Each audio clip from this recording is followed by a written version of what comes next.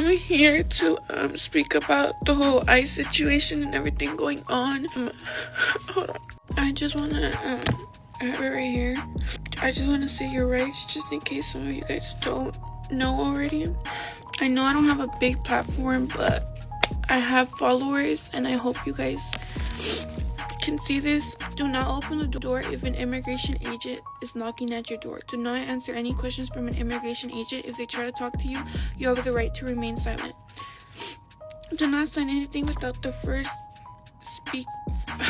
Do not sign anything without first speaking to a lawyer. You have the right to speak with the lawyer. If you are outside of your home, ask the agent if you are afraid to leave, and if they say yes, leave calmly. Government confirms tragic death of citizen in United States. Our embassy in Washington, D.C. is providing full consular assistance to the family. According to the department, the circumstances surrounding the woman's death remain under active investigation by the relevant United States authorities. I'm sorry. I thought that anybody who was in this country on any kind of a refugee status would immediately be deported with their entire family if they committed a crime. But I want to know, is the entire Afrikaner group going to be deported now? Because I think they should. They're obviously a danger to our society. I don't understand. This is not what we voted for. This is exactly what you voted for. No, how can he do this? I've supported him through thick and thin. We told you. No, he promised to only deport the dangerous Latinos, not the good ones. Oh, you dumb bitch. Why are you being so mean? I'm being mean. We have to fight this together.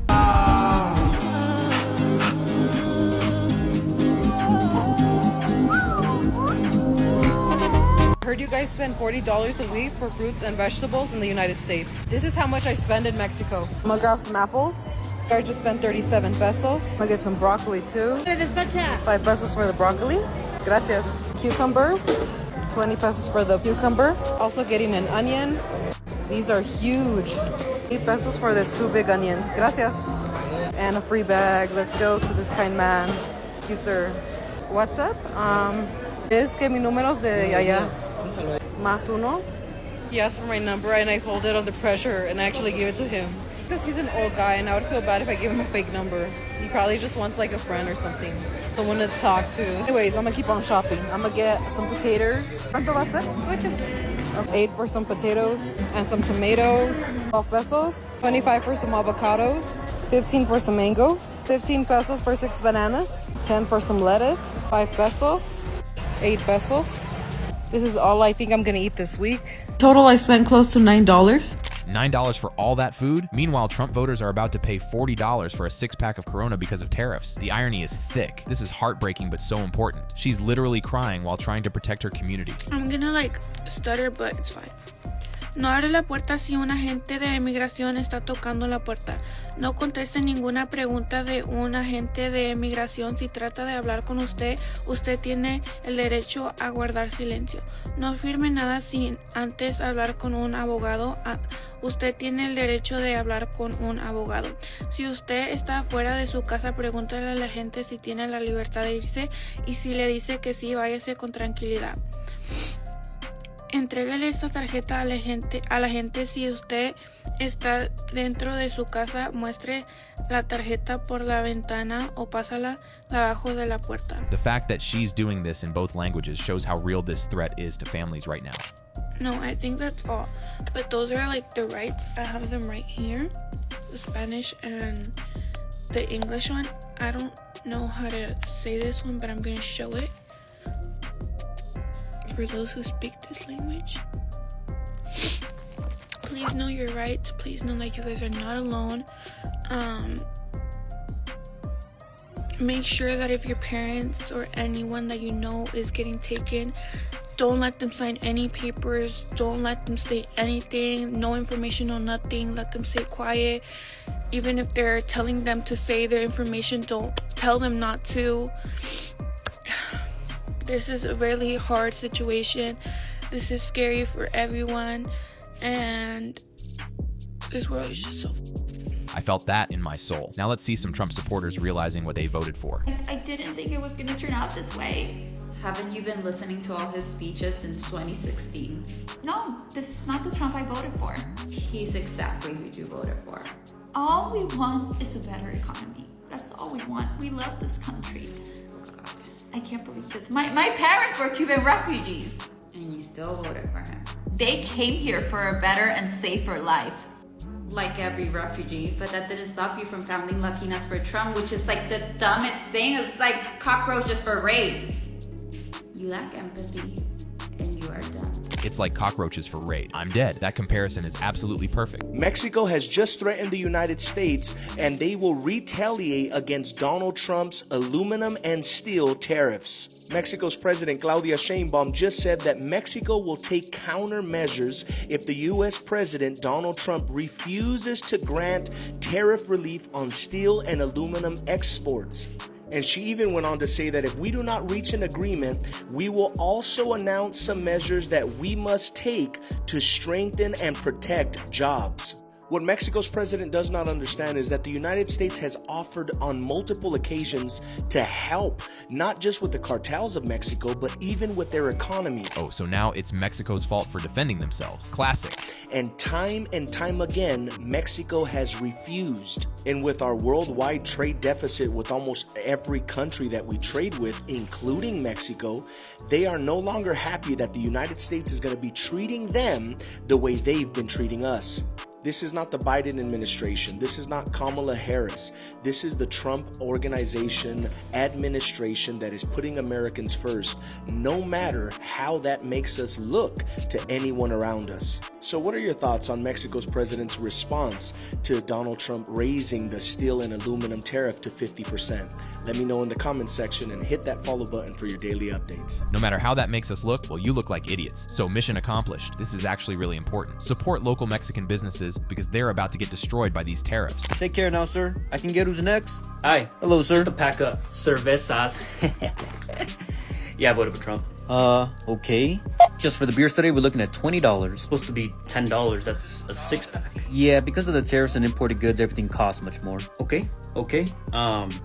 Yeah, how about this hoodie that I found over at the clearance aisle? It's supposed to be $10. Here we go. Watch this Trump voter realize what tariffs actually mean. Apparently it was made by the Chinese. I heard Trump was going to make them pay extra to get that here. Yeah, so it was $10, but because it's an imported good, it's now $40 for you.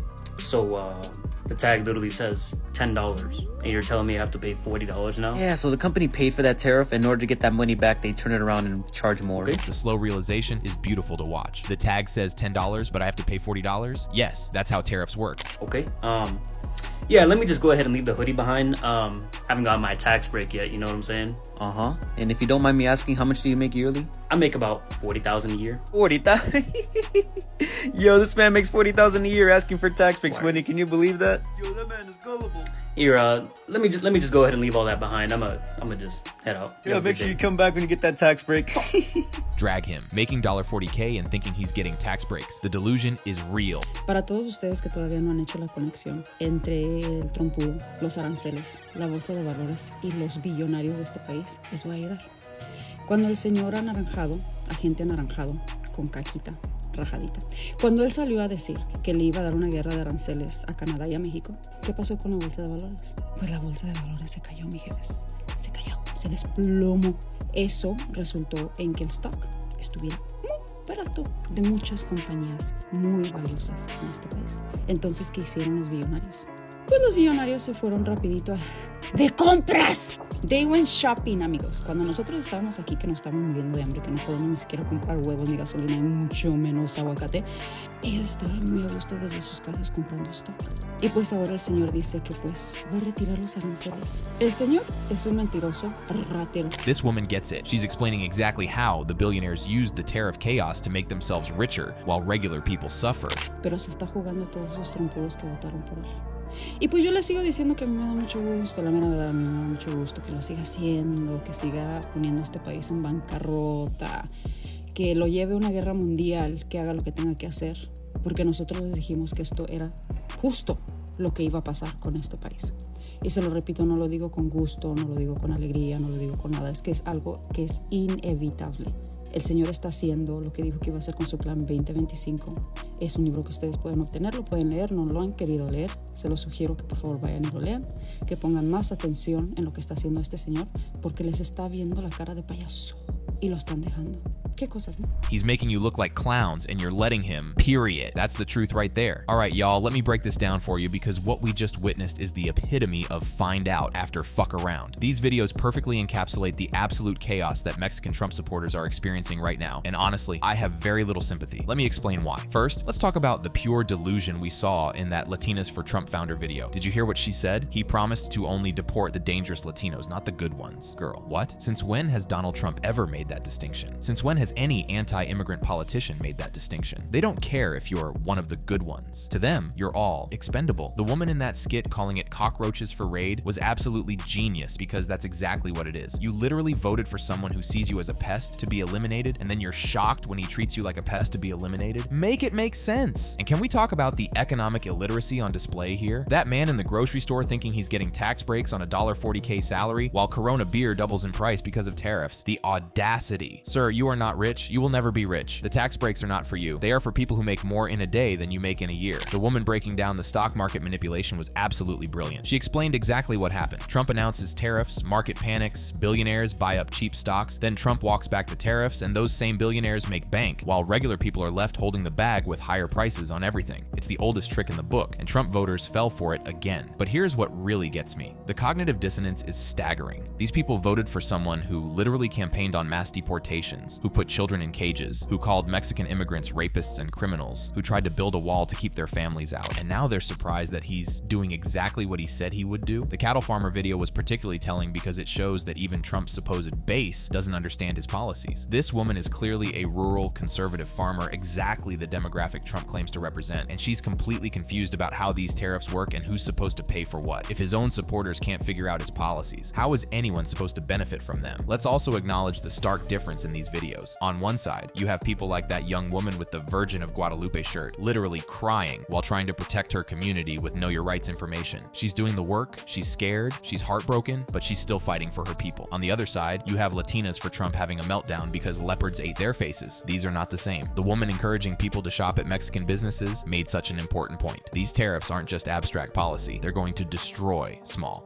businesses in immigrant communities. While rich people play stock market games, actual families are going to lose their livelihoods. And that Spanish-speaking woman at the end who called Trump supporters Trumpudos, which is hilarious by the way, she hit the nail on the head. She said they warned everyone this would happen, that it's all laid out in Project 2025, that people just didn't want to read or pay attention. And now here we are. You know what the most frustrating part is? Some of these same people who voted for Trump are now going to expect the people they helped throw under the bus to help them fight back. Like that Latinas for Trump founder saying, we have to fight this together. Where was that energy in November? You can't vote to hurt people and then cry when you get hurt too. You can't support policies that destroy families and then act shocked when your family gets destroyed. You can't vote for white supremacy and then expect white supremacists to see you as an exception. The Latino grocery store worker mocking the Trump voter for making $40K and expecting tax breaks was probably my favorite moment because it perfectly captured the class betrayal aspect of this. Working class people voting against their own economic interests because they thought they'd get to be honorary white people or something. Newsflash, you're not in the club. You were never going to be in the club. The club exists specifically to exclude you, and now we're seeing the real world consequences. ICE raids ramping up, families being separated, people literally having to learn their constitutional rights just to protect themselves from their own government. This isn't theoretical anymore. This is people's lives. But here's the thing, and this might be controversial. I'm not sad about Trump voters facing consequences for their choices. I'm sad about innocent people getting caught up in this. I'm sad about the kids who didn't vote for this. I'm sad about the people who voted against this and are still suffering. But the people who looked at everything Trump represented and said, yes, I want that, they made their bed. The woman saying she's not happy about what's happening, but that it was inevitable was so wise. She wasn't celebrating suffering. She was just acknowledging that actions have consequences, and Trump voters are finally facing theirs. What I hope comes out of this is that people start to understand that politics isn't a game. It's not about team sports or owning the libs or getting tax breaks you'll never see. It's about people's actual lives. It's about families staying together. It's about being able to afford groceries. It's about having a functioning democracy. The next few years are going to be rough. And honestly, a lot of the people who are going to suffer the most are people who voted for this. Rural communities that depend on immigrant labor, working class families who buy imported goods, small business owners who can't absorb tariff costs. They're all about to get a very expensive education in economics and governance. But you know what? Maybe that's what it takes. Maybe people need need to see their own families getting deported before they understand that immigration enforcement is cruel. Maybe they need to pay $40 for a hoodie before they understand that tariffs don't work the way they think. Maybe they need to watch their communities get destroyed before they understand that Trump was never on their side. I just hope they learn the lesson and don't double down on the stupidity. But given what we've seen so far, I'm not holding my breath. Anyway, that's it for today's video. Let me know in the comments what you thought about these clips. Were you as shocked as I was by the good Latinos versus bad Latinos comment? And make sure to subscribe because unfortunately there's going to be a lot more content like this over the next 4 years. Stay safe out there, especially my immigrant and undocumented followers. Know your rights, support each other,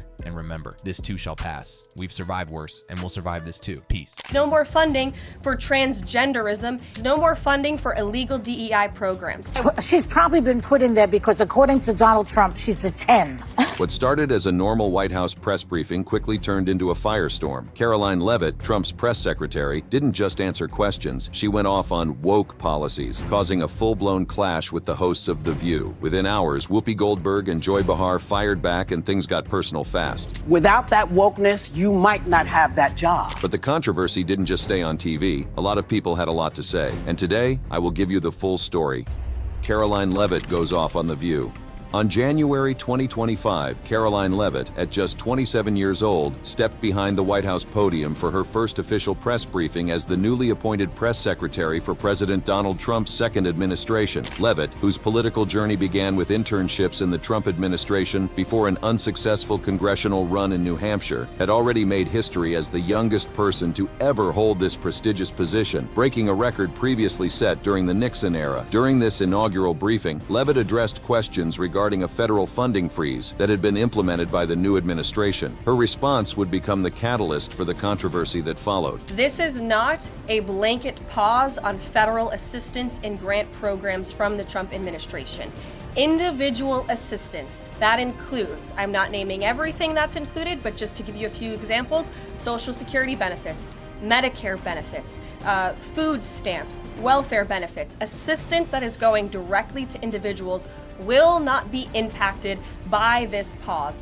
So what does this pause mean? It means no more funding for illegal DEI programs. It means no more funding for the Green New scam that has cost American taxpayers tens of billions of dollars. It means no more funding for transgenderism and wokeness across our federal bureaucracy and agencies. No more funding for Green New Deal social engineering policies. This definitive statement regarding wokeness would become the lightning rod for criticism from multiple media outlets, but perhaps none more prominently than ABC's The View. The daytime talk show, known for its politically charged discussions and predominantly liberal-leaning panel, wasted no time in addressing Leavitt's comments during their January 29, 2025 broadcast. Whoopi Goldberg, one of the show's longest-serving hosts, took particular exception to Leavitt's characterization of wokeness as something to be eliminated from federal funding. During the show's Hot Topic segment, Goldberg delivered an impassioned response. I would like this young lady this is her first job, I would like her to do a little homework. Because she said something yesterday that really pissed me off. And that was, she said, there will be no wokeness here. Oh, yeah. Let me explain something to you. Because without that wokeness, you might not have that job. Yeah. Because women were not invited to that table. Women were not invited to many tables in this nation. The reason we fought and busted our behinds to make sure that you didn't have to worry about this. And now to hear you talk about it and to hear anybody talk about the wokeness was put in place for a reason. Because black people couldn't get into colleges.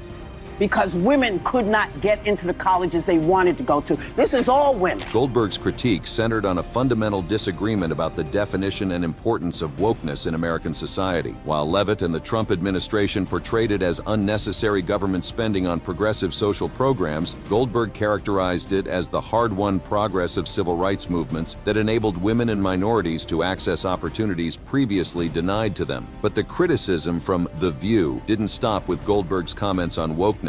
Another host, Joy Behar, added a more personal critique of Leavitt that would further inflame the controversy. She's probably been put in there because according to Donald Trump, she's a 10.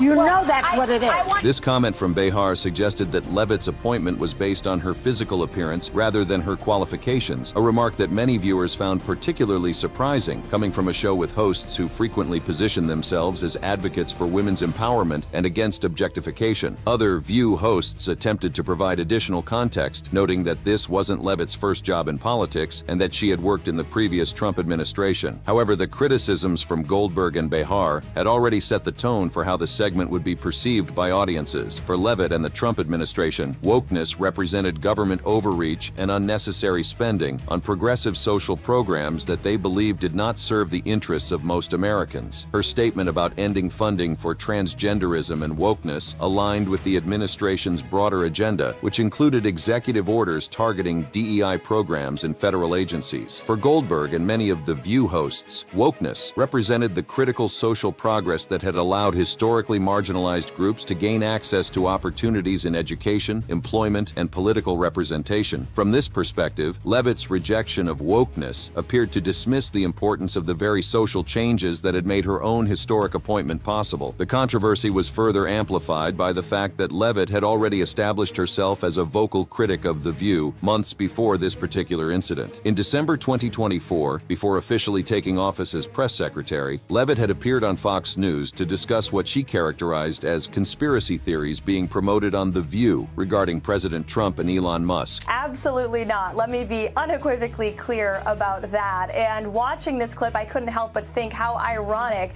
that Whoopi Goldberg and Joy Behar and the rest of the ladies on The View spend their time calling Republicans the conspiracy theorists. But they have been wrong about everything they have said over the last couple of years. They likened President Trump to Hitler. They have mocked him. They have shamed him. They have lied about him consistently.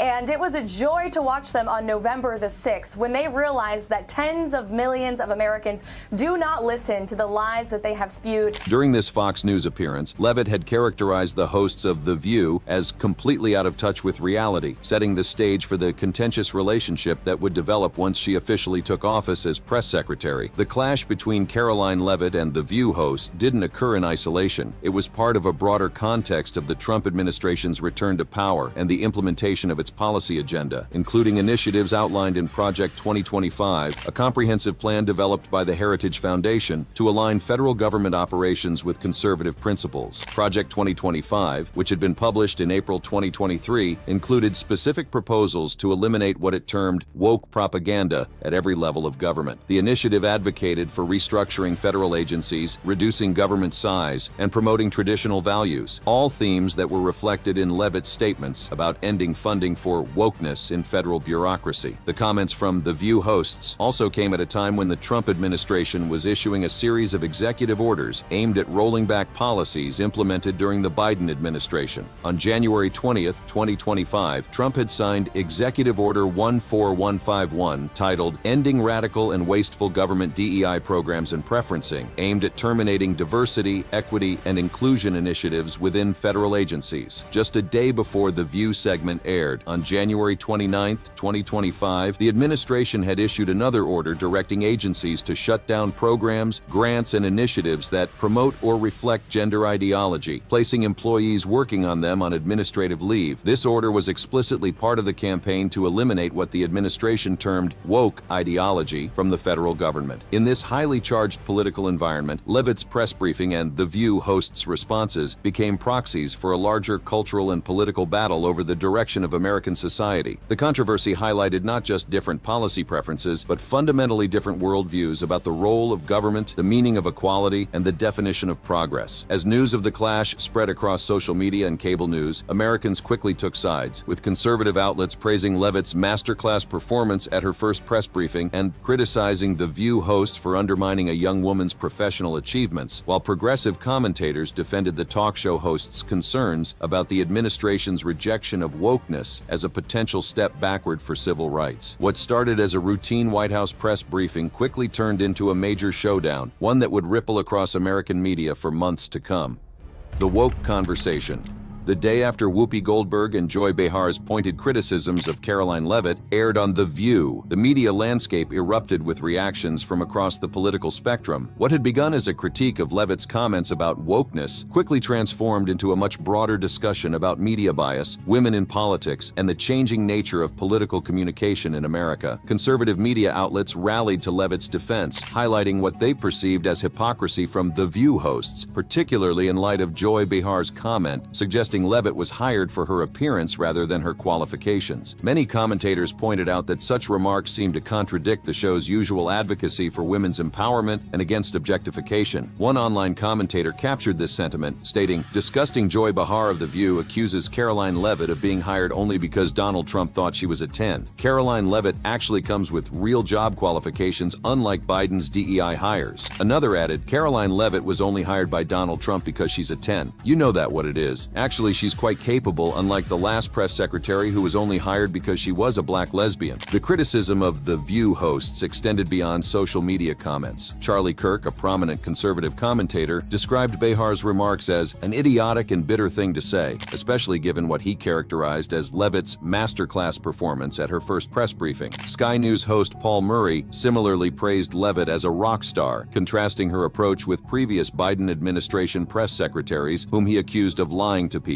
and circle around just telling lies. The controversy was further amplified by the fact that Leavitt's first press briefing had indeed made a significant impact, with clips of her exchanges with reporters circulating widely on social media. During the briefing, she had directly addressed what she perceived as bias in mainstream media coverage of the Trump administration. While I vow to provide the truth from this podium, we ask that all of you in this room hold yourselves to that same standard. We know for a fact there have been lies that have been pushed by many legacy media outlets in this country about this president, about his family, and we will not accept that. This confrontational approach to the press corps represented a notable shift from the previous administration's tone and signaled that the new White House communication strategy would involve directly challenging media narratives that they viewed as unfair or inaccurate. While the initial clash between Leavitt and The View hosts had centered on her comments about wokeness, the controversy quickly evolved to encompass a range of other issues, including debates about media integrity, the treatment of women in politics, and the appropriate role of daytime talk shows in political discourse. What made this controversy particularly noteworthy was that Leavitt never actually appeared on The View to respond to the host's criticisms. Instead, the conflict played out across separate media platforms, with Leavitt addressing White House reporters while The View host spoke to their television audience, and viewers and commentators from across the political spectrum weighing in via social media and other outlets. This disconnect led to some confusion and misinformation. In the days and weeks following the initial exchange, rumors began to circulate that Leavitt had actually appeared on The View for a direct confrontation with the hosts, or that Whoopi Goldberg had stormed off the set during a heated debate. Fact-checking efforts were required to clarify that no such direct interaction had occurred. The controversy occurred within a broader context of significant policy changes being implemented by the new Trump administration. In those early days of 2025, President Trump had signed a series of executive orders aimed at reshaping federal policies related to education, immigration, and social issues, many aligned with the conservative blueprint laid out in Project 2025. On January 30th, 2025, just a day after The View segment aired, Trump signed an executive order seeking to prevent schools from recognizing transgender identities or teaching about concepts such as structural racism, white privilege, and unconscious bias by threatening their federal funding. A week later, on February 5th, 2025, he signed another executive order banning transgender women and girls from participating in female sports in federally funded schools. These policy changes provided important context for understanding both Leavitt's original comments about ending funding for transgenderism and wokeness and the strong reactions they provoked from The View hosts and others. The controversy wasn't merely about terminology or political style, but about substantive policy changes that would affect millions of Americans. As the media storm continued to swirl around the clash between Leavitt and The View hosts, the new press secretary maintained her focus on implementing the administration's media strategy. She did not directly address the criticisms from The View in her subsequent press briefings, maintaining a professional demeanor while continuing to challenge what she perceived as bias in mainstream media coverage. However, on February 25th, 2025, Leavitt announced a significant change to White White House press operations that many interpreted as an indirect response to the criticism she had faced from mainstream media outlets like The View. The Trump administration would be taking direct control of the White House press pool, determining which outlets would be granted access to cover presidential events, rather than leaving this decision to the traditional arbiter, the White House Correspondents Association,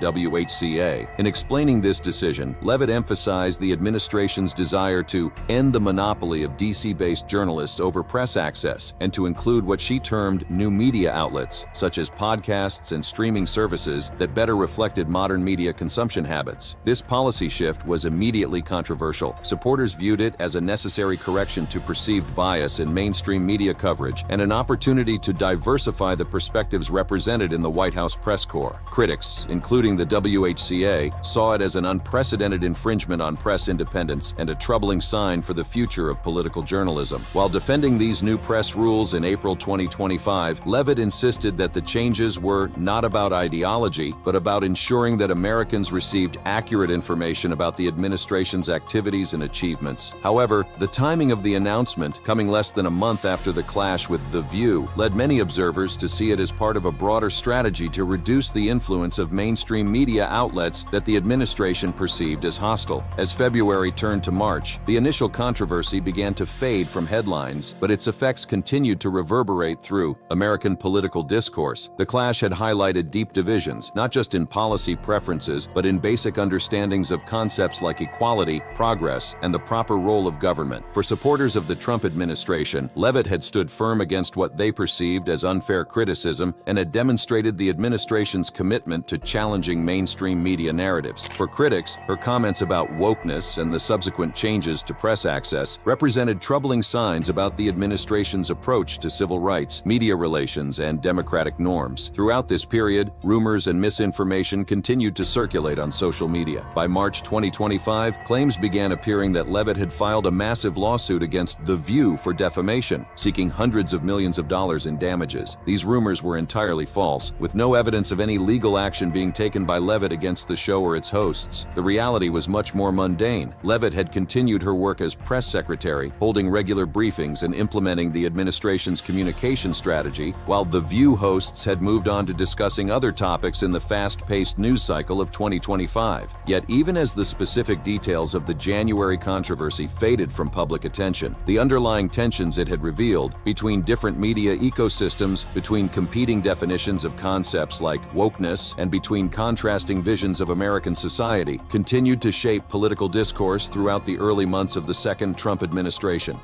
The bigger picture.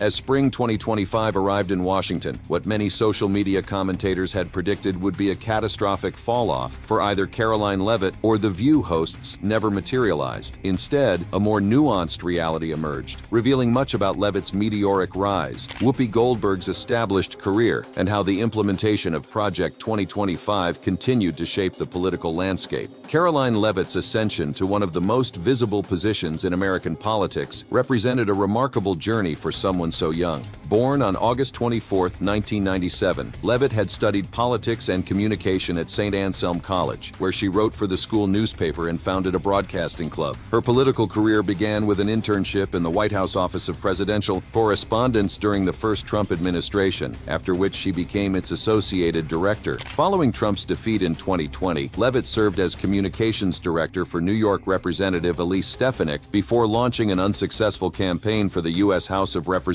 in New Hampshire's 1st Congressional District in 2022. Despite that setback, her loyalty to Trump and communication skills positioned her perfectly for a role in his second administration, culminating in her historic appointment as the youngest White House press secretary ever, at just 27 years old. This rapid rise contrasted sharply with the decades-long career of Whoopi Goldberg, one of her most vocal critics. Goldberg, born Karen Elaine Johnson in 1955, had established herself as an EGOT winner, Emmy, Grammy, Oscar, and Tony, long before joining The View in 2007. By 2025, she had served as moderator and co-host of the show for nearly 2 decades, becoming one of the most recognizable voices in daytime television. However, the clash between Levitt and The View hosts was far from the first time the daytime talk show had criticized Republican figures or policies. In fact, the program had developed a well-documented history of such criticisms, making it a frequent target of conservative media outlets. In 2022, Goldberg had referred to House Republicans Republicans as domestic terrorists during a discussion about a domestic terrorism bill. The comment came after Republicans voted against legislation that would have created domestic terrorism offices across 3 federal agencies, with Goldberg questioning, "What do you call the people who voted against this?" before providing her own inflammatory answer. Similarly, in 2018, Joy Behar had stated she was offended by Republicans during a heated discussion about a White House aid scandal, leading to a tense exchange with then-conservative co-host Meghan McCain. This pattern of criticism extended back even further, with earlier instances including Rosie O'Donnell's pointed critiques of the Iraq War and President George W. Bush, which had sparked memorable debates with Republican co-host Elizabeth Hasselbeck. More recently, in 2024, conservative co-host Alyssa Farah Griffin had challenged Behar over comments about Republicans not rebuking Donald Trump, with Griffin stating, "I've been doing it for 4 years," highlighting the ongoing tensions on the show even with a Republican voice present. These previous incidents contextualized the Levitt controversy as part of a longer pattern rather than an isolated incident. The show had earned its reputation as the most important political TV show in America, according to the New York Times, precisely because of its willingness to engage in provocative political discourse, often critical of Republican policies and figures. Still, for both Levitt and Goldberg, the January controversy had ultimately reinforced rather than diminished their standing with their respective bases. Conservative viewers saw Levitt as boldly challenging progressive media bias, while progressive viewers viewed Goldberg as courageously speaking truth to power. In America's polarized media environment, criticism from the opposing side often served to enhance rather than diminish one's credibility with one's own supporters. This dynamic was further illustrated by the continued struggles of The View to maintain a permanent Republican co-host. As reported by Politico, the show had faced challenges in finding and retaining conservative voices, with several potential candidates reportedly turning down the role due to concerns about being outnumbered by liberal co-hosts. This imbalance had contributed to the show's reputation for frequent criticism of Republican politicians and policies, creating an environment where conservative viewpoints were often challenged or dismissed. In response to this broader climate of political imbalance, both in media and in government, conservatives began building long-term strategies to reclaim influence. One major effort was Project 2025, which focused on 4 key pillars: a detailed policy agenda for federal agencies, a database to identify conservatives for government roles, training programs for conservative leadership, and a 180-day playbook for quick policy implementation. As described on its official website, the initiative aimed to address what conservatives viewed as major national challenges, including securing the border, de-weaponizing the federal government, unleashing energy production, cutting government spending, and improving education. The implementation of these policies provided the backdrop for the continuing tensions between Levitt and progressive commentators like Goldberg. When Levitt had spoken about ending funding for transgenderism and wokeness in her January press briefing, she was articulating a key aspect of Project 2025's vision, which called for eliminating what it termed woke propaganda at every level of government. The education section of Project 2025, authored by Lindsay M. Burke, proposed significant reforms, including eventually eliminating the Department of Education, promoting education savings accounts for school choice, and rejecting what it termed gender ideology and critical race theory in educational settings. These proposals aligned with executive orders signed by President Trump in late January and early February 2025. Critics of Project 2025, including organizations like the National Education Association and the American Civil Liberties Union, warned that these policies could undermine civil rights, reduce educational opportunities for disadvantaged students, and erode democratic norms. They pointed to potential impacts including 4.3 million workers losing overtime protections, 40 million people facing reduced food assistance, and rollbacks on reproductive rights. By April 2025, the influence of Project 2025 on the Trump administration's policies was evident, with nearly 2/3 of Trump's executive actions mirroring the plan's proposals. This implementation faced legal challenges, including a federal judge in Rhode Island indicating a temporary restraining order to block certain executive orders, though some memos had been rescinded or blocked earlier. Also, the policy changes Levitt had announced in February 2025, taking control of the White House press pool away from the White House Correspondents Association, aligned perfectly with Project 2025's goal of reducing the influence of what conservatives viewed as biased mainstream institutions. By adding new media outlets to the press pool, Levitt was implementing a strategy to diversify the perspectives represented in White House coverage, consistent with the project's emphasis on bypassing traditional gatekeepers. While defending these changes in April 2025, Levitt insisted they were not about ideology, but about ensuring Americans received accurate information about the administration's activities. This framing reflected Project 2025's broader narrative about restoring power to the American people by challenging what it described as entrenched elite institutions. As partisan polarization have continued to deepen, Republicans and Democrats have become increasingly critical of people in the opposing party. The back and forth between Levitt and The View host showed just how deep today's political divisions run. It wasn't just about disagreeing on policies anymore, it was about clashing worldviews, with both sides seeing the other as a real threat to the future of America. Thanks for watching. Check out our videos for more political commentary.